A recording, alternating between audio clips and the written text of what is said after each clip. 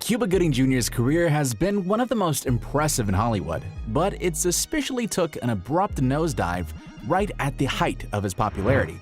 And to make matters worse, there was no collective cancellation of the actor or any explanation for his departure from the limelight.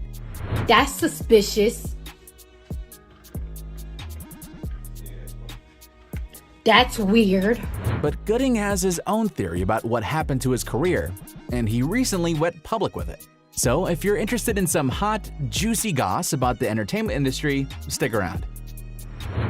Cuba is unquestionably a great actor, but he's also stirred up a lot of controversy over the years. With numerous scandalous episodes throughout his life, it made filmmakers leery of casting him, even though he gave an Oscar-winning performance in Jerry Maguire.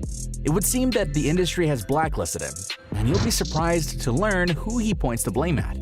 Of course, there's a new scandal every day in Hollywood. In the 90s, Cuba Gooding Jr. was one of the most talented black actors on the scene, and with his career taking off, everyone was pretty hopeful that he would make it big. Everyone was excited to work with him. Then in 1997, he won an Oscar for his role in Jerry Maguire. It wasn't like they were just handing out Oscars to black actors at the time, so everybody was talking about his win. Usually once an actor has won an Oscar, their career takes off and gets better. But not Cuba. His went downhill quick after that. Then he suddenly disappeared. Cuba says he's been blacklisted and that no one will work with him. After his win, Cuba was presented the opportunity to take on loads of different roles and was flooded with possibilities. He sat on many of them for way too long, and he was even considered for the lead role in The Last King of Scotland, which he also turned down. Insiders say he turned down this major role because he thought of the main character as a bad guy, and he didn't like the idea of playing a villain because he thought of himself as more of a good guy. These days, we know that everyone loves it when an actor that traditionally plays heroes decides to play a villain for once. But Cuba stuck to his guns and decided that that was the hill he was going to go out on. After Cuba passed on the role, Forrest Whitaker snapped it up and did such a good job with it that he went on to win an Oscar, which only proves that had Cuba played his cards right, he could have been a two-time Oscar winner. By then, the calls for new roles for Cuba were dying down. Directors weren't digging getting turned down so often by the arrogant actor, so they started giving the roles to actors who weren't so extra. Cuba definitely knows that he shot himself in the foot with this strategy. He told The Guardian, "I had all these big directors offering me roles, and I read their scripts and said, I don't think this part is right for me. And what happened is, if you offend enough big directors, you get taken off their lists." So that was the first mistake that led to his riches to rags story. He also wasn't careful with his money. When he was at the top of his game, he bought houses for both his mom and his wife's mom, luxury cars for his wife and of course for himself, and made frequent trips on private jets and was all around living his best life to the fullest. He seems to have implied in his interview with The Guardian that his Oscar win obligated him to show off. For me, it was all about protecting the sanctity of that golden statue, because I felt I needed to show people that I can do more, I can do better.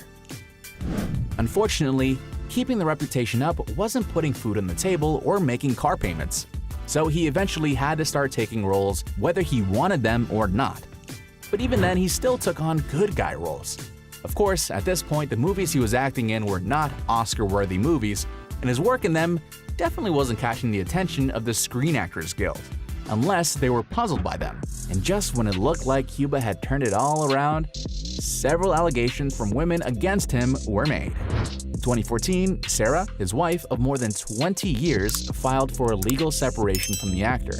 She never said outright what the reason for the separation was, but a lot of speculation was going around that she left because she'd finally had enough of Cuba stepping out on her.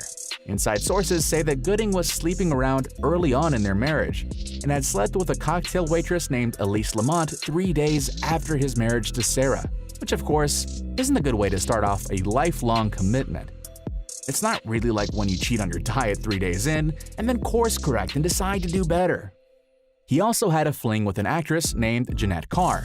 Carr claimed she didn't know that Cuba was married. She said that he'd lied and told her that he and Sarah were in the process of a divorce, and swore that she wouldn't have messed around with anybody's husband on purpose. Of course, everybody knows that men have lied like that for a long time. She never checked or anything, and their affair went on for over a year.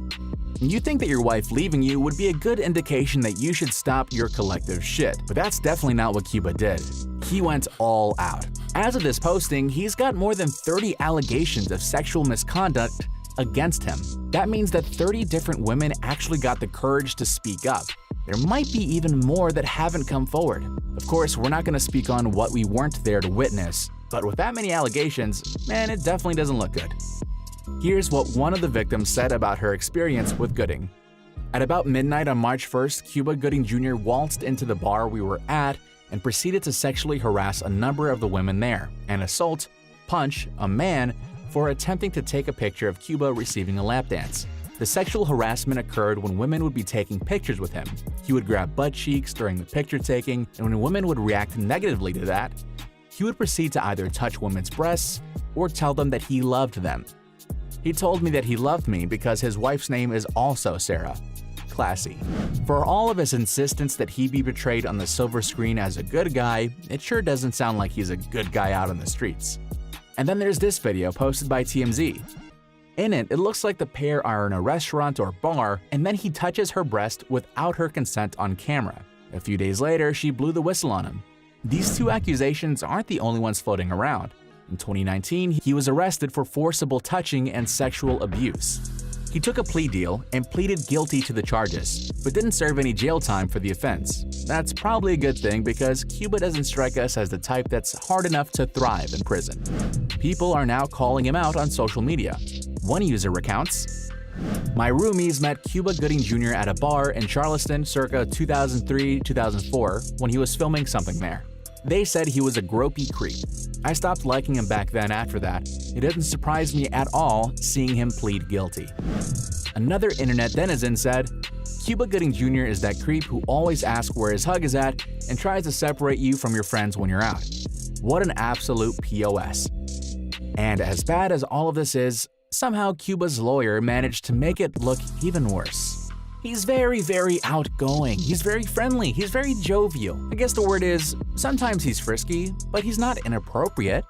So basically, Cuba had everything he could have ever wanted when he got his Oscar win. Then he screwed up pretty bad. But he managed to turn it around and his acting career got a second wind. And then he managed to drop the ball a second time. And with his arrest and all of these allegations against him for being a creep, it doesn't seem like he'll get a third chance. It's kind of a bummer that he screwed himself over so many times.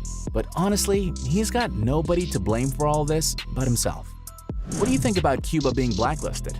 Do you wish you'd be able to see him in more movies? Or are you happy that he's not getting more work if he's gonna be a creep? Let us know your opinions in the comments below, and be sure to subscribe for more great content.